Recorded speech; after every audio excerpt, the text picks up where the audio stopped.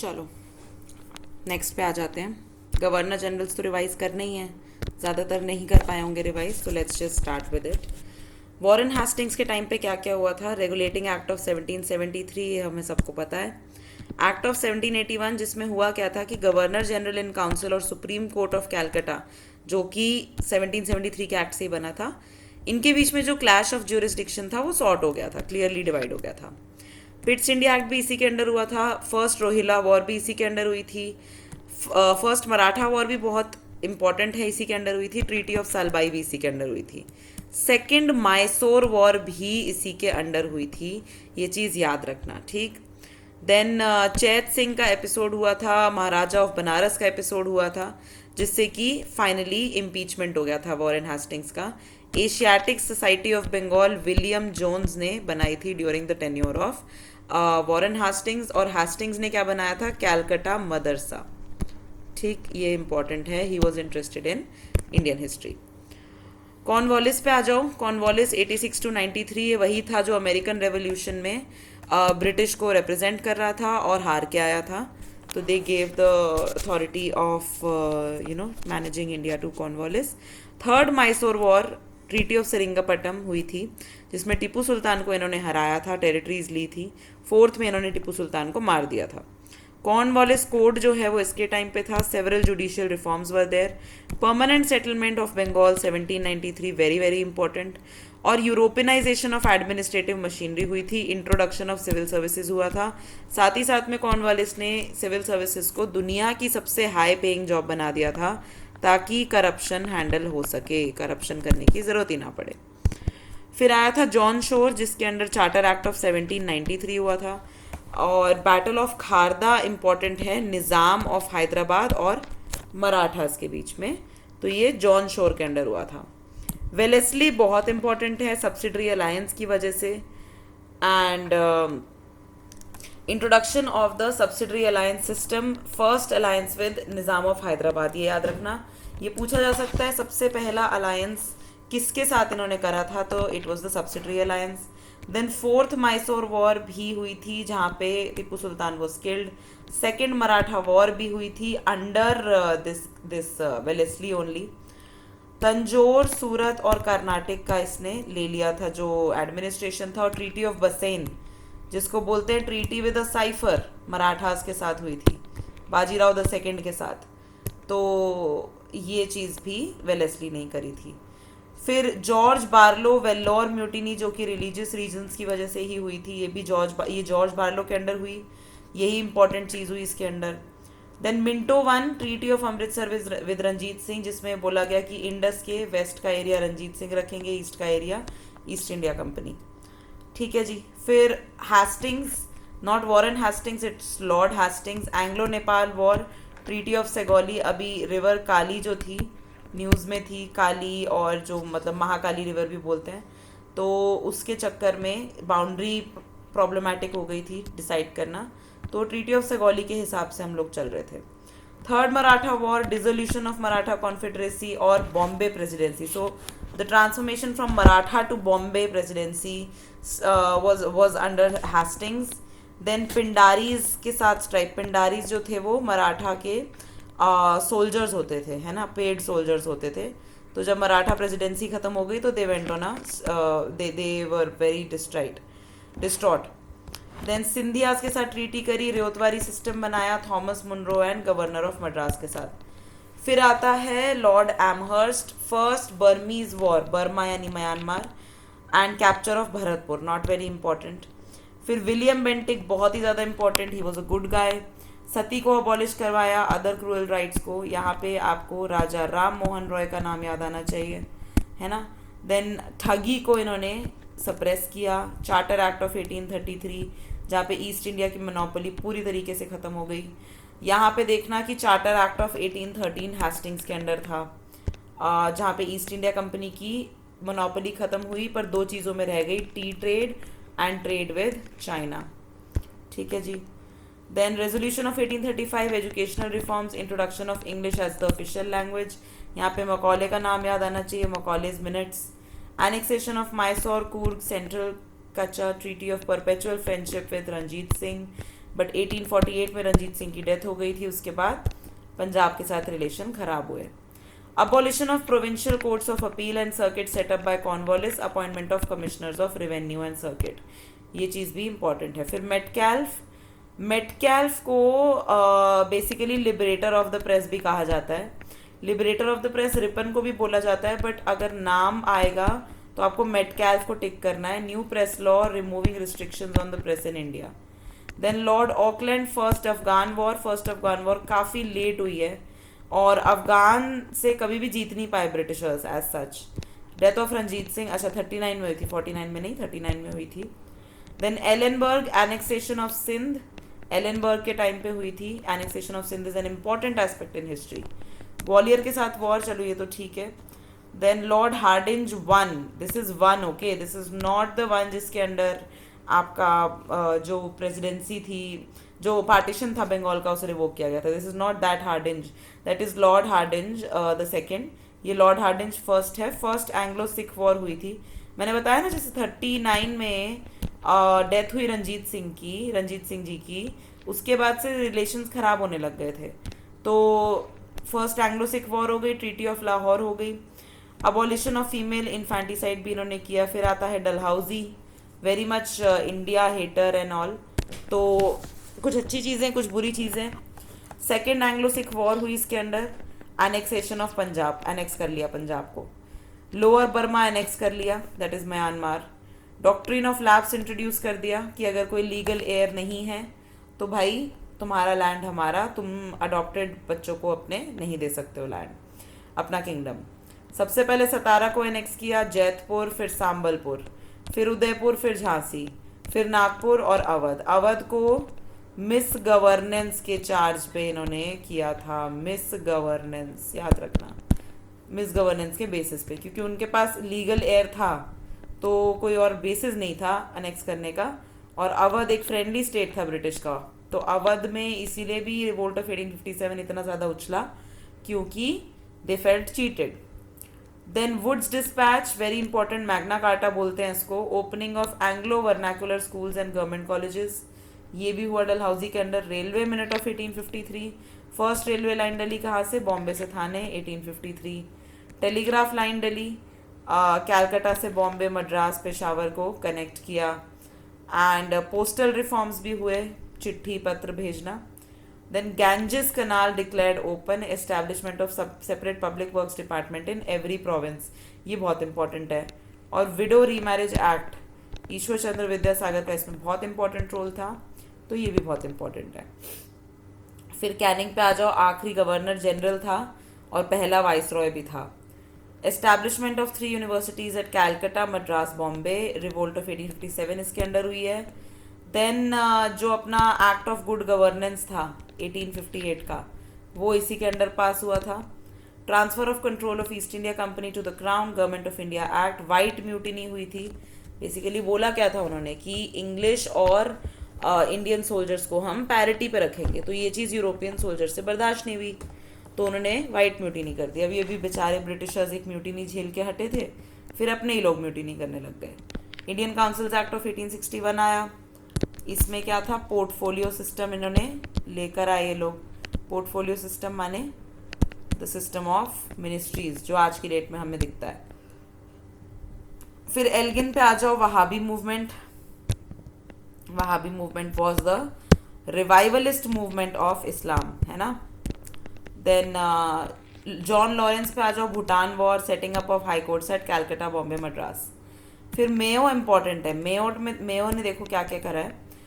Mayo के time पे क्या क्या हुआ है. राजकोट कॉलेज खुला कथियावर में, मेयो कॉलेज खुला अजमेर में for political training of Indian princess.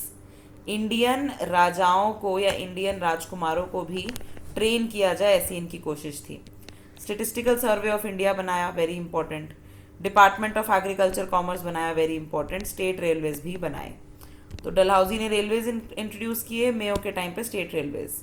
North book के टाइम पे प्रिंस ऑफ वेल्स आया. गैकवाड़ ऑफ बड़ौदा का ट्रायल हुआ. कुक्का मूवमेंट हुई पंजाब में, दिस इज़ वेरी इंपॉर्टेंट. अब आ जाओ लिटन पे, full on India hater again, just like Dalhousie. तो इन भाई साहब ने क्या किया देखते हैं एक बार ज़रा.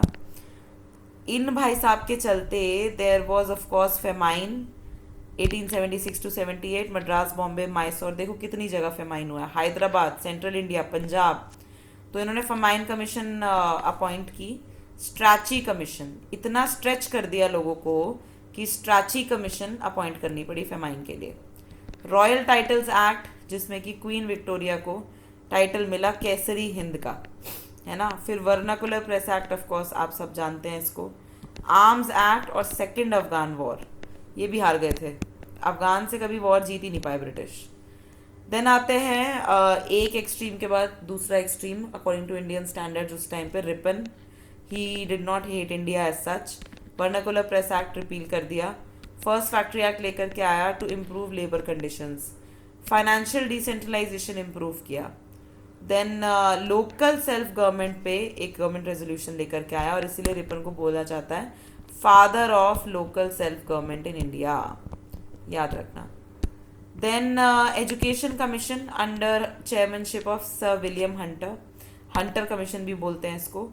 Ilbert bill controversy, Ilbert bill आपको पता ही है, इस पे क्वेश्चन भी आ चुका है कि इंडियन जजेस were treated equal to European जजेस, that was the thing. And rendition of Mysore. फिर डफरिन, एक नंबर का डफर था ये, क्यों? क्योंकि कांग्रेस की इस्टेब्लिशमेंट हो गई इसके अंडर और इसको पता भी नहीं चला। मतलब इसको पता था, थ्योरी यही बोलती है कि इसी ने बनवाई थी किसी तरीके से प्रेशर को ईज आउट करने के लिए, बट ठीक है, वो जो भी थ्योरी है हमें मतलब नहीं है उससे।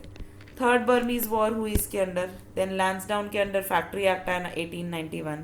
अच्छा, 1881 में पहला एक्ट रिपन के अंडर आ चुका था, याद रखना। दूसरा एक्ट 1891 में आया। Categorisation of civil services into imperial provisional subordinate, Indian council act of 1892। Durand commission, अब अफगानिस्तान से जीत तो पा नहीं रहे थे, तो दुरांत कमीशन इन्होंने अपॉइंट करी कि भाई टेरिटरी डिफाइन कर लेते हैं between India and Afghanistan, now between Pakistan and Afghanistan. And फिर एल्गिन 2 आया, 2 British officers assassinated bye Chapekar brothers, तो ये इम्पॉर्टेंट है। चापेकर ब्रदर्स वाला जो इंसिडेंट हुआ था, बाल Gangadhar Tilak was also involve. Then कर्सन आता है, इसके तो बिल्कुल ही लॉर्ड हटा दो यहाँ से, और किसी के भी नाम के आगे रख लो, इसके नाम के आगे मत रखो बस। पुलिस कमीशन का अपॉइंटमेंट किया, जिसको फ्रेजर कमीशन बोला गया, एंड्रू फ्रेजर के अंडर था। यूनिवर्सिटीज़ कमीशन का अपॉइंटमेंट किया, इंडियन यूनिवर्सिटीज़ एक्ट। इससे किया करने क्या चाह रहा था वो?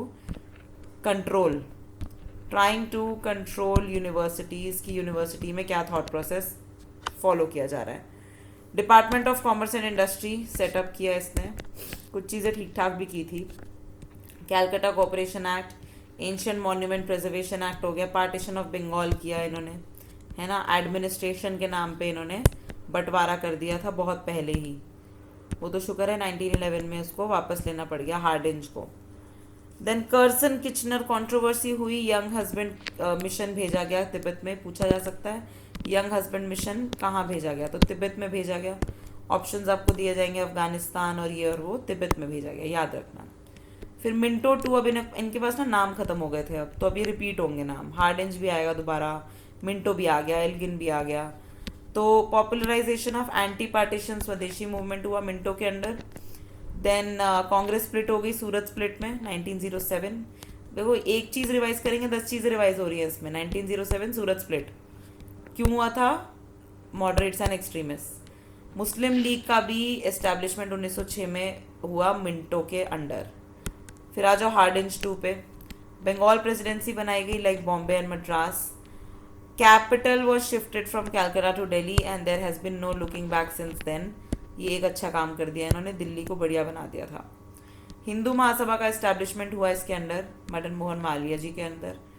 और कोरोनेशन दरबार of king George V held in Delhi. ठीक है, यहाँ पे पता नहीं क्यों नहीं लिखा है कि partition of partition of Bengal was revoked, पता नहीं क्यों नहीं लिखा है, इतनी इंपॉर्टेंट बात। देन चेल्मस्फोर्ड आ जाओ, मॉन्टैग्यू चेल्मस्फोर्ड रिफॉर्म पता ही है आपको। और यहाँ पे मॉर्लेमेंटो, यहाँ पे ये देखो यहाँ पे भी नहीं लिखा है, बताओ इंपॉर्टेंट चीज़ें नहीं लिखते हैं। मॉर्लेमेंटो रिफॉर्म्स इसके अंडर हुए थे, सेपरेट इलेक्टोरेट्स दिए गए थे पहली बार, पता नहीं क्यों नहीं लिखा है यहाँ पे, चलो ठीक है। देन लॉर्ड चेम्सफोर्ड के अंदर लॉर्ड वॉर्ड छोड़ो, होम रूल लीग बनाया गया, लखनऊ सेशन हुआ जहाँ पे जो है आपका रिवाइव कर गए मॉडरेट्स एक्सट्रीमिस्ट भी और हिंदू मुस्लिम भी। लखनऊ पैक्ट हुआ कांग्रेस मुस्लिम के बीच में, कांग्रेस और मुस्लिम लीग के बीच में। साबरमती आश्रम का formation, Champaran Satyagraha, Kheda Satyagraha, Satyagraha at Ahmedabad, August declaration जहाँ पे मोंटाग्यू ने बोला डोमिनियन स्टेटस देंगे, रुको।